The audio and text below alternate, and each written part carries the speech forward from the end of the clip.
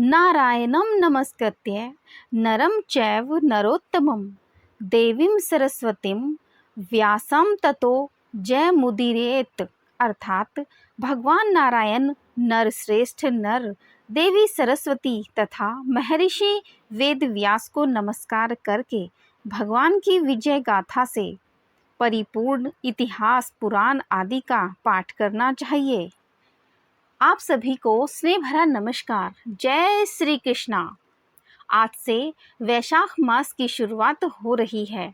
वैशाख मास के सभी अध्याय सुनने के लिए आप हमारे चैनल को सब्सक्राइब अवश्य करें। आप सभी का स्वागत है आपके अपने YouTube चैनल भक्ति का अमृत पर।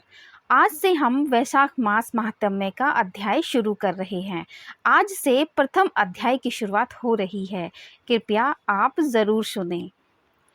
सूत जी कहते हैं, राजा अम्बरीश ने परमेष्ठी ब्रह्मा के पुत्र देवर्षि नारद से पुनः मैं वैशाख मास का महात्म्य इस प्रकार पूछा। ब्राह्मण, मैंने आपसे सभी महीनों का महात्म्य सुना।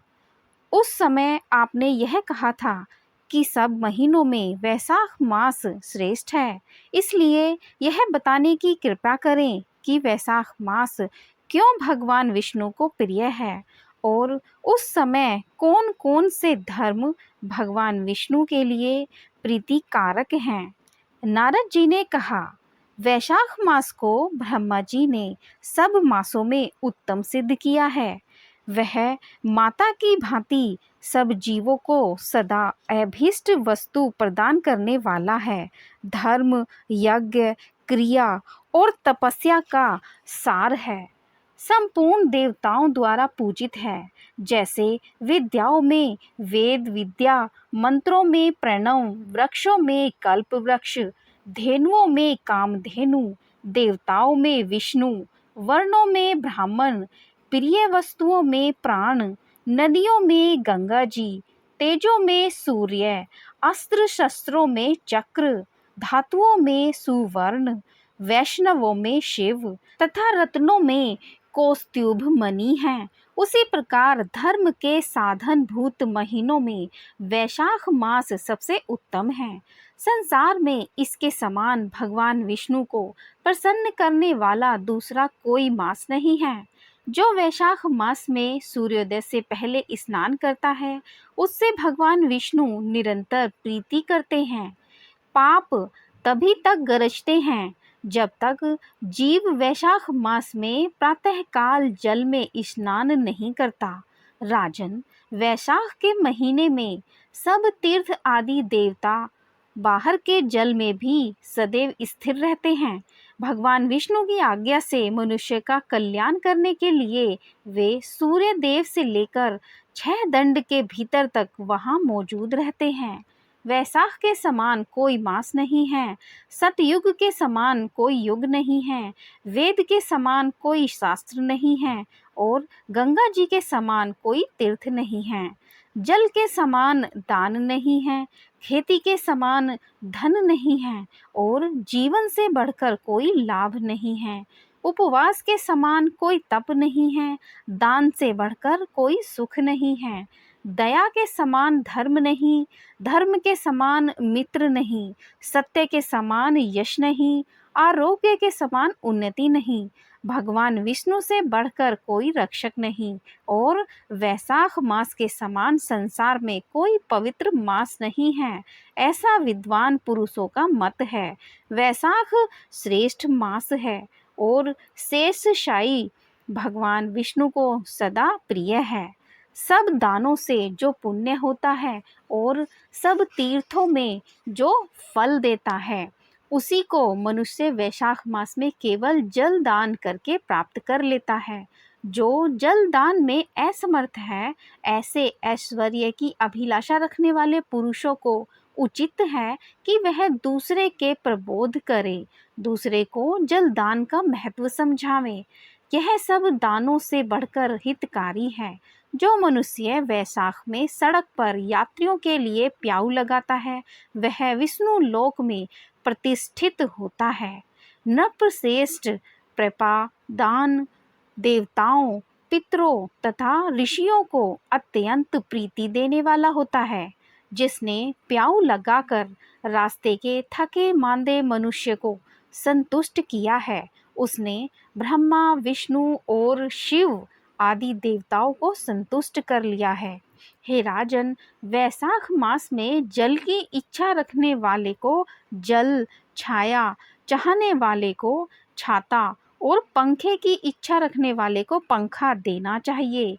राजेंद्र, जो प्यास से पीड़ित महात्मा पुरुष के लिए शीतल जल प्रदान करता है, वह उतने ही मात्र से 10,000 राजयूष यज्ञों का फल पाता है। धूप और परिश्रम से पीड़ित ब्राह्मणों को जो पंखा डुलाकर हवा करता है, वह उतने ही मात्र से निष्पाप होकर भगवान का पार्षद हो जाता है। जो मार्ग से थके हुए श्रेष्ठ द्विज को वस्त्र से जो हवा करता है, वह उतने से ही मुक्त होकर भगवान विष्णु का सायुज्य प्राप्त कर लेता है। जो शुद्ध चित्त से ताड़का पंखा देता है, वह सब पापों का नाश करके ब्रह्मलोक को जाता है। जो विष्णु प्रिय वैशाख मास में पादुका दान करता है, वह यमदूतों का तिरस्कार करके विष्णु लोक में जाता है। जो मार्ग में अनाथों के ठहरने के लिए विश्रामशाला बनवाता है, उसके पुण्य फल का वर्णन किया नहीं जा सकता। मध्याह्न में आए हुए ब्राह्मण अतिथियों को यदि कोई भोजन दे, तो उसके फल का अंत नहीं है। हे राजन, अन्नदान मनुष्य को तत्काल तृप्त करने वाला है, इसीलिए संसार में अन्न के समान कोई दान नहीं है। जो मनुष्य मार्ग के थके हुए ब्राह्मणों के लिए आश्रय देता है, उसके पुण्य फल का वर्णन नहीं किया जा सकता। भूपाल, जो अन्नदाता है, वह माता पिता आदि का भी विस्मरण कर देता है। इसीलिए तीनों लोकों के निवासी अन्नदान की ही प्रशंसा करते हैं। माता और पिता केवल जन्म के हेतु हैं, पर जो अन्न देकर पालन करता है, मनीषी पुरुष इस लोक में उसी को पिता कहते हैं। वैशाख मास में विधिवत वस्तुओं के दान का महत्व तथा वैशाख स्नान के नियम क्या हैं, आइए जानते हैं।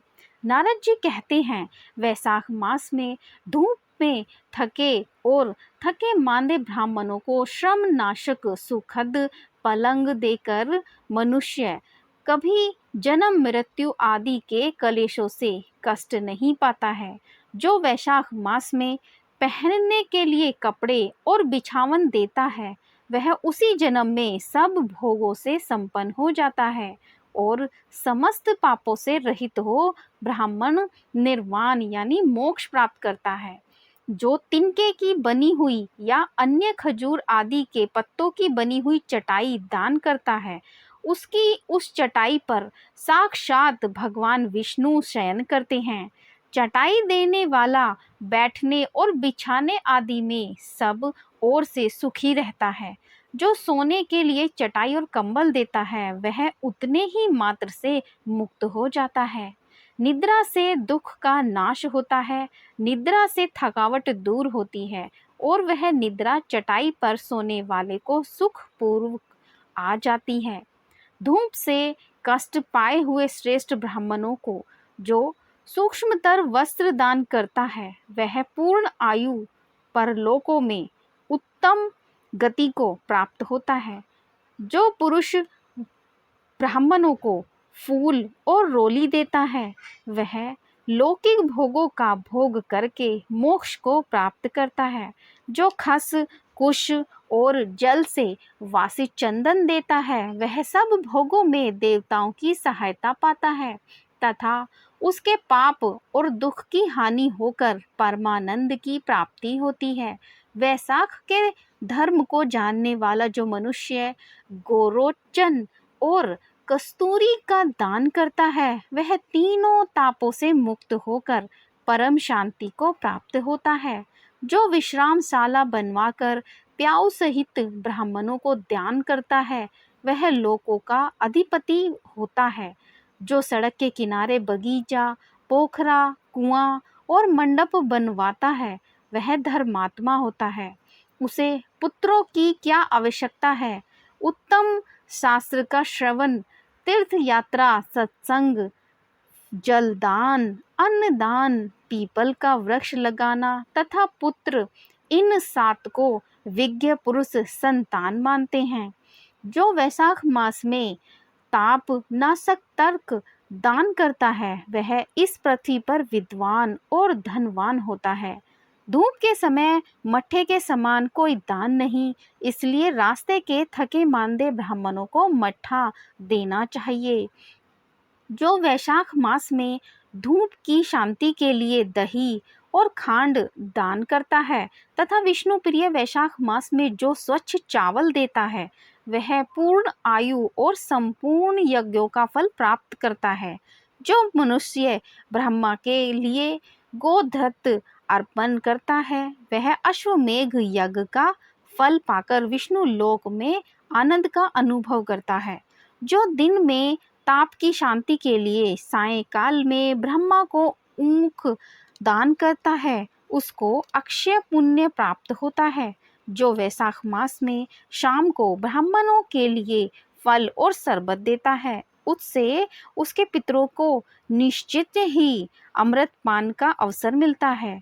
जो वैशाख के महीने में पके हुए आम के फलों तथा शरबत दान करता है उसके सारे पाप निश्चय ही नष्ट हो जाते हैं। जो वैशाख की अमावस्या को पितरों के उद्देश्य से कस्तूरी, कपूर, बेला और खस की सुगंध से वासित शरबत से भरा हुआ घड़ा दान करता है वह 96 घड़ा दान करने का पुण्य पाता है। वैशाख में तेल लगाना, दिन में सोना, कांस्य के पात्र में भोजन करना, खाट पर सोना, घर में नहाना, निषिद्ध पदार्थ खाना, दोबारा भोजन करना तथा रात में खाना, ये 8 बातें त्याग देनी चाहिए।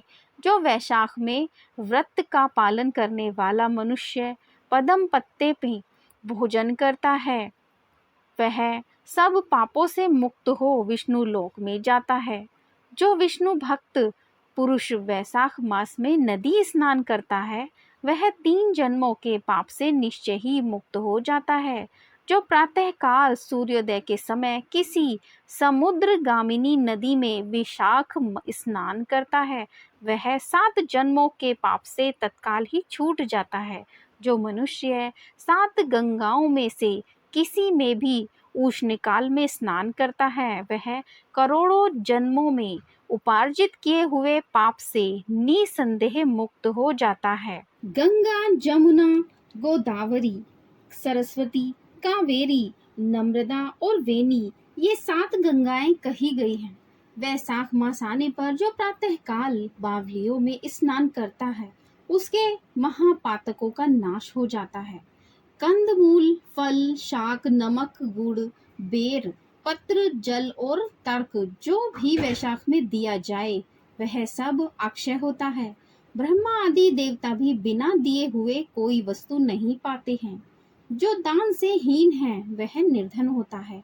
अतः सुख की इच्छा रखने वाले मनुष्य को वैशाख मास में अवश्य ही दान करना चाहिए। सूर्य देव के मेष राशि में स्थित होने पर भगवान विष्णु के उद्देश्य से अवश्य प्रातःकाल स्नान करके भगवान विष्णु की पूजा करनी चाहिए। नारद जी आगे कहते हैं कि कोई महिरथ नामक एक राजा था जो कामनाओं में आसक्त और अजितेंद्रिय था। वह केवल वैशाख स्नान के सुयोग्य से स्वतः वैकुंठ धाम को चला गया। वैशाख मास के देवता भगवान मधुसूदन हैं, अतएव वह सफल मास है। वैशाख मास में भगवान की प्रार्थना का मंत्र इस प्रकार है। मधुसूदन देवेश वैशाखे मेषगे रवो, प्रातः स्नानम करिष्यामि, निर्विघ्नं कुरु माधव। अर्थात हे मधुसूदन, हे देवेश्वर माधव, मैं मेष राशि में सूर्य के स्थित होने पर वैशाख मास में प्रातः स्नान करूंगा। आप इसे निर्विघ्न पूर्ण कीजिए। तत्पश्चात निम्नांकित मंत्र से अर्घ्य प्रदान करें। वैसाखे मेष गे भाणु प्रातः स्नान परायणा अर्घ्य तेयम प्रदास्यामि ग्रहण मधुसूदन। सूर्य के मेष राशि पर अर्थात सूर्य के मेष राशि पर स्थित रहते हुए वैशाख मास में प्रातः स्नान के नियम में संलग्न होकर मैं आपको अर्घ्य देता हूँ। हे मधुसूदन, इसे ग्रहण कीजिए। इस प्रकार अर्घ्य समर्पण करके स्नान करें। फिर वस्त्रों को पहनकर संध्या तर्पण आदि सब कर्मों को पूरा करके वैशाख मास में विकसित होने वाले पुष्पों से भगवान विष्णु की पूजा करें। उसके बाद वैशाख मास के महात्म्य को सूचित करने वाली भगवान विष्णु की कथा सुनी। ऐसा करने से कोटि जन्मों के पापों से मुक्त होकर मनुष्य मोक्ष को प्राप्त होता है। यह शरीर अपने अधीन है, जल भी अपने अधीन ही है, साथ ही अपनी जिह्वा भी अपने वश में है। अतः इस स्वाधीन शरीर से, स्वाधीन जल से स्नान करके स्वाधीन जिह्वा से हरि इन दो अक्षरों का उच्चारण करें। जो वैशाख मास में तुलसी दल से भगवान विष्णु की पूजा करता है वह विष्णु की सायुज्य मुक्ति को पाता है। अतः अनेक प्रकार से भक्ति मार्ग से तथा भांति भांति के व्रतों द्वारा भगवान विष्णु की सेवा तथा उनके सगुण या निर्गुण स्वरूप का अनन्य चित्त से ध्यान करना चाहिए। वैशाख मास महात्म्य का प्रथम अध्याय पूर्ण होता है। कल हम वैशाख मास महात्म्य का दूसरा अध्याय सुनेंगे, जिसमें हम वैशाख मास में छत्र दान से तथा हेमकांत का उद्धार के बारे में नारद जी क्या कहते हैं कथा सुनेंगे। ये कथा सुनने के लिए आप सभी का धन्यवाद। आप सभी का दिन शुभ हो। आप सभी खुश रहें, स्वस्थ रहें, बहुत ही प्रसन्नचित रहें। आप सभी का धन्यवाद।